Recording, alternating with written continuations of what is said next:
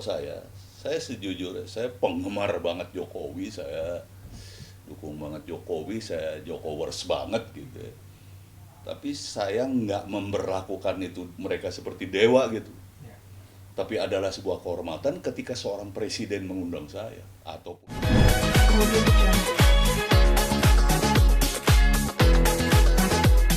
persiapannya mental, persiapan saya sholat tahajud, sholat yang nggak ada apa-apa ya, sholat persiapan kayak orang ngadirin aja, ngadirin apa, cuman saya perluin udah itu aja, sama kayak siapa misalnya kamu nanti ngawinin ngundang saya ya sama persiapan kayak gitu, cuma ya mungkin saya ini merluin gitu, saya merluin banget. Saya kan sebetulnya juga lagi ada kerja di Bali.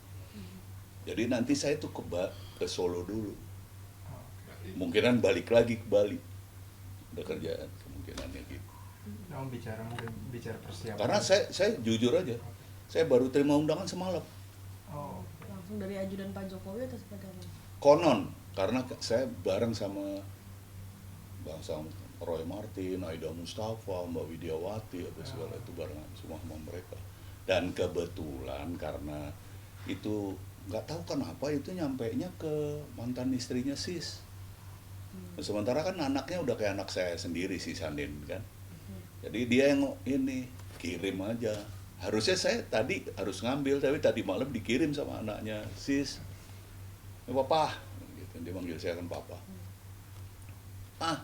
Ada ini nih. Oh, diundang lagi gue nih. Karena saya yang dulu, yang saya diundang. Cuma saya nggak bisa datang, ada kerjaan. Saya hanya ngucapin lewat Instagram. artinya mengundang Pak Jokowi begitu ya Om ya? Kenapa? Kayak dari Kaisangnya ya, yang mengundang Om Indro sih. Kalau ngelihat itunya sih bukan Kaisang ya, kalau ngelihatnya itunya kayaknya setnek ya, Oke. kayaknya dari istana gitu. Om bicara persiapan sendiri tadi Om menyambung katanya kan ada peraturan tidak boleh pakai batik bercorak parang dan lereng nih. Aturan Itu yang saya selalu nanya tuh. gimana Kenapa ya? menurut Om? Nggak ngerti saya nggak ngerti. Saya orang Jawa tapi saya pernah tahu aja bahwa parang atau lereng itu ada arti khusus gitu ya.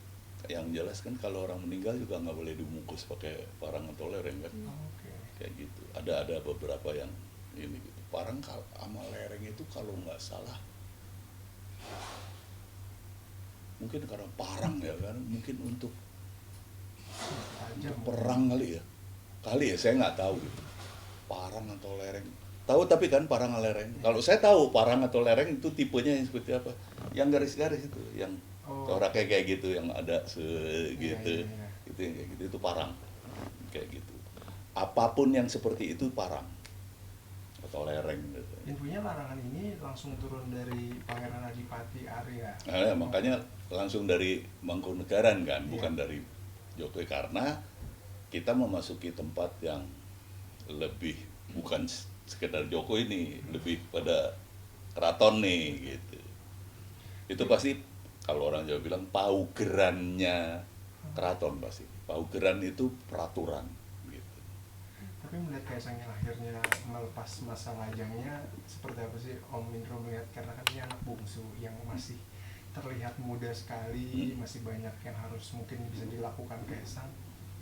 Om Indro melihatnya seperti apa? Nggak ngeliat apa-apa, saya ya biasa aja gitu. Memang sudah waktunya aja ya Om ya. Nggak masalah. Ya namanya anak muda pasti akan menuju ke sana kayak gitu. Dan saya pikir ya nggak apa-apa, dia kan kemudian mungkin karena dia anak presiden kan, kemudian Anda jadi tanya gitu, coba orang biasa Anda nggak akan tanyakan itu kepada saya gitu kan. Jadi kalau saya sejujurnya saya penggemar banget Jokowi, saya dukung banget Jokowi, saya Jokowers banget gitu ya. Tapi saya nggak memberlakukan itu mereka seperti dewa gitu. Ya. Tapi adalah sebuah kehormatan ketika seorang presiden mengundang saya ataupun anaknya, artinya kan keluarga presidenan gitu, Pak Jokowi gitu. Itu aja sih saya nggak ada persiapan khusus kecuali ya sejujurnya nih, gue terpaksa beli batik.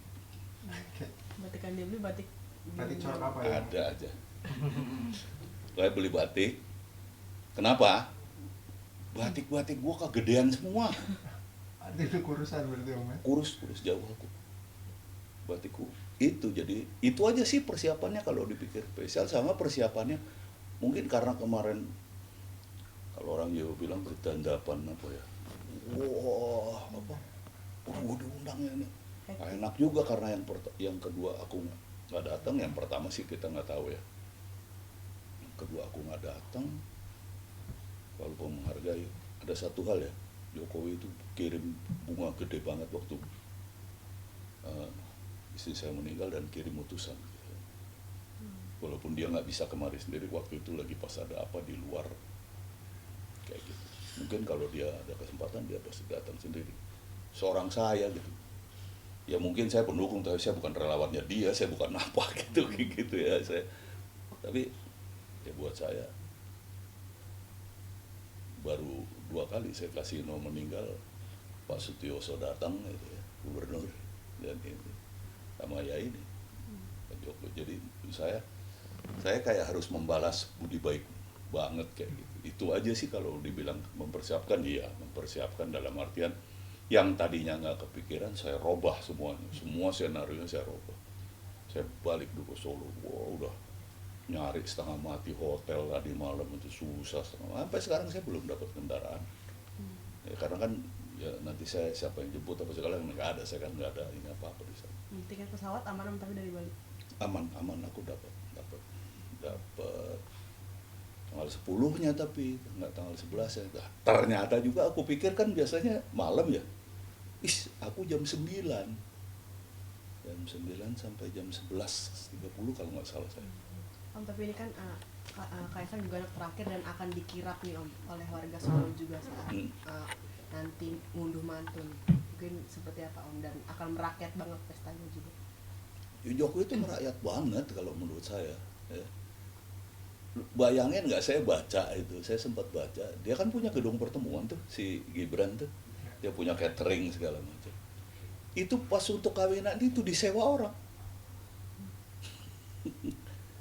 Dia namanya presiden, kalau mungkin yang lain bisa tolonglah ini presiden ya, Anda saya carikan tempat di tempat lain deh gitu misalnya kayak gitu. Dia nggak lakukan itu. Ya udah dia cari-cari, beruntung dapat di Mangkunegaran kayak gitu. Itu kan berhasil, dia biasa aja gitu.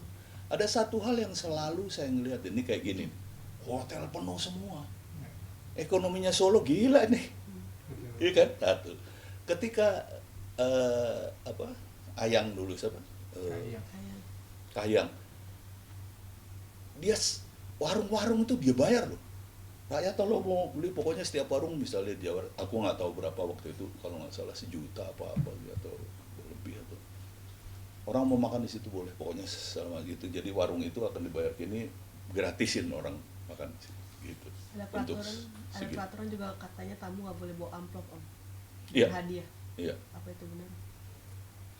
Ya buat aku sih itu dahsyat ya, sebagai seorang presiden gitu, dia berpikir banget, gue nggak mau nyusahin kok gitu. Kayak gitu, apa yang udah nyewa gedungnya dia nggak mau batalin, tolonglah gitu misalnya. Mungkin kalau bilang cuma tolonglah doang juga pasti mundur lah orang namanya mau presiden misalnya. Enggak sama sekali dia, oh ya udah apa nanti cari tahunya dapat di Mangkunegaran gitu. Menurut aku rakyat banget sih ya. Saya 3 kali ketemu beliau di samping saya, macet-macetan, sama sekali nggak ada bunyi sirine ya.